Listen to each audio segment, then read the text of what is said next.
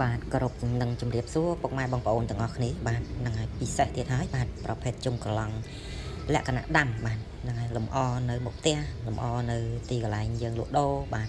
ហ្នឹងហើយបើសិនជាយើងមានជំនឿទៀតក៏ផ្សំជាមួយនឹងជំនឿផងផ្សំជាមួយនឹងការយើងនិយាយជាមួយភ្ញៀវបាទហ្នឹងហើយជាមួយនឹងយើងផងបាទហ្នឹងហើយប្រភេទជុំបាទហ្នឹងហើយគេហៅថាជុំគ្រួសារបាទរស់ស៊ីហ្នឹងហើយតិចតិចុំអញ្ចឹងទៅបាទហ្នឹងហើយផ្សំគ្នាអញ្ចឹងពុកម៉ែបងប្អូនសម្រាប់យើងជឿទៅលើឫស្សីបាទហ្នឹងហើយនេះគឺជុំនេះគឺដូចជាគូតខ្យងអញ្ចឹងបាទឃើញទេបាទហើយខ្នែងគឺបិទមកតង់ពីរទៀតបាទហ្នឹងហើយមានខ្នែងតូចមួយក្បែរជុំហ្នឹងហើយនឹងមួយទៀតបាទហាមត្រូវតិចហ្នឹងអឹបជាមួយនឹងដើមខ្លួនឯងទៀតបាទនេះគឺពិសេសលើពិសេសហើយបាទពុកម៉ែបងប្អូនគឺអត់ងាយរកទេហើយមើលជុំហើយមើលហ៊ុនបាទតូចតែមួយហើយឃើញទេពុកម៉ែបងប្អូនឃើញខ្នែងហ្នឹងបាទខ្នែងអេមស្រែមបិទជាប់ហ្មងបាទខ្ទាស់ជុំមួយហើយខ្នែងហ្នឹងខ្ទាស់ជាមួយនឹងដើមហ្នឹងហើយជាប់ដើមមួយទៀតបាទពីរទៀតបាទបាទហើយមើលចង់ហើយបាទចេញប្រឡោកចេញត្រួយមកហ្នឹងសង្ឃឹមថារស់ហើយបាទនេះបាទនេះលោះគ្រប់ម៉ែកនេះខ្នែងសិតតែប្រឡោកត្រួយបាទតិចទៀតចេញស្លឹកហ្នឹងចេញស្លឹកមកបាទស្អាតណាបាទហើយពេលជុំមកយើងដាំបានអីគឺស្អាតមួយយ៉ាងហើយតទៅពេលយើងដាំបានទៀតលំអនៅមុខហាងមុខផ្ទះបាទស្អាតពណ៌ខៀវស្រងាត់ហើយបើតាមតែយើងជឿក៏ល្អទៀតខាងផ្លូវជំនឿអញ្ចឹងណាបាទពេទ្យឫស្សីបាទហ្នឹងហើយគប់ផ្សំជាមួយនឹងយើងខ្លះចឹងទៅបងប្អូនបាទហ្នឹងហើយមិនមែនថាអត់តែបានរបស់ហ្នឹងមកហើយមិនបាច់រកស៊ីដេក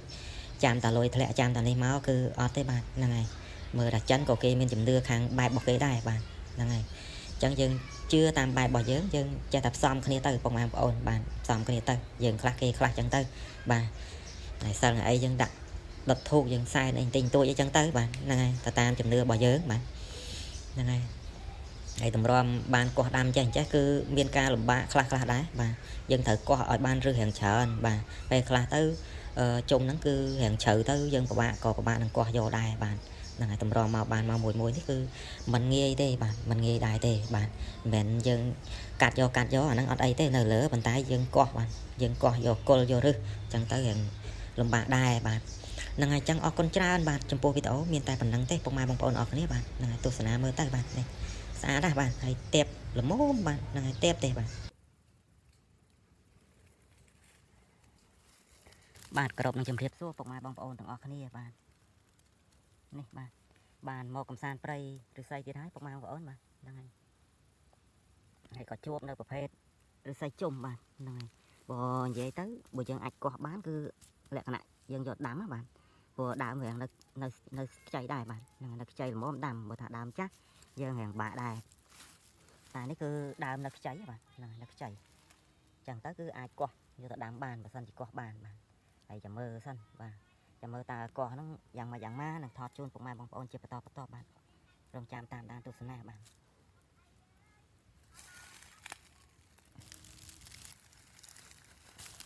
តែកន្លែងនេះដោះឬហ្មិចទេបាទគឺចង់វត្តមកអញ្ចឹងមកហើយកន្លែងដោះឬហើយឡើងមិនចេះបាទអឹបបាទស្អាតបាទចាំមើលហ្នឹងហើយចាំមើលកោះសិនចាំថតជូនពុកម៉ែបងប្អូនបន្តទៀតបាទពុកម៉ែបងប្អូនហ្នឹងហើយនេះកាយបានប៉ុណ្នេះហើយមើលទៅដូចប្រហែលជាជ្រៅបាទហ្នឹងហើយអញ្ចឹងប្រហែលជាអត់កាយទេពុកម៉ែបងប្អូនបាទប្រហែលជាកាត់តែម្ដងពុកម៉ែបងប្អូនប្រហែលជាកាត់ហើយអត់បានកោះយកទៅដាំទេបាទព្រោះដើមនៅខ្ចីដែរបើយើងកោះបានដាំល្អបាទតែឥឡូវជាក់ស្ដែងអត់បានបាទអត់បានអញ្ចឹងមិនដឹងធ្វើម៉េចទេមែនតែកោះមែនតែកាត់បាទមែនតែកាត់យកបាទពុកម៉ែបងប្អូនខ្នែបអេមដែរហើយជ្រៅដូចអត់កម្លាំងទេពុកម៉ែបងប្អូននេះបាទល្ងាចអញ្ចឹងអស់កម្លាំងហ្នឹងហើយចាំមើលកាត់បានចាំថតជូនពុកម៉ែបងប្អូនម្ដងទៀតបាទតើចង់យ៉ាងណាយ៉ាងណី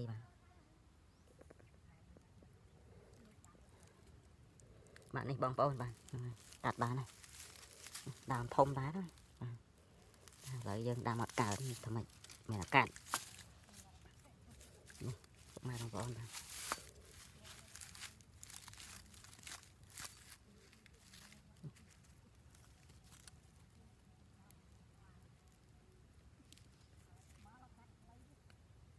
ហ្នឹងហើយតំណឹងបាទ chẳng ban là phần nắng á bọc mai bọc ôn bà hay trồng đấy cứ mưa ớt khơi nha bạn của miền khăn này nhé một xiết chọp người trồng đi bạn này thì trồng đấy cứ màu anh chè máu cứ đôi chỉ đạch bạn bàn tay cứ men đỏ xây dương hai thà xây nón mà nón mà vào ban đấy mà ập trùng này ập trùng bạn chẳng dương vô vô chỉ ca bán bà phết đi thì mở tới có sạch bị xẻ mà vàng đấy bà mai bằng ôn thôi nhé bà ở con tràn mai bằng ôn bà chấm pô cá cho rung tô sần nan tam đan bà chấm mơ miền là vậy bị xẻ nằm thọt chôn bọc mai bằng ôn và to tiệt bà ở con tràn bài bái chấm điệp ly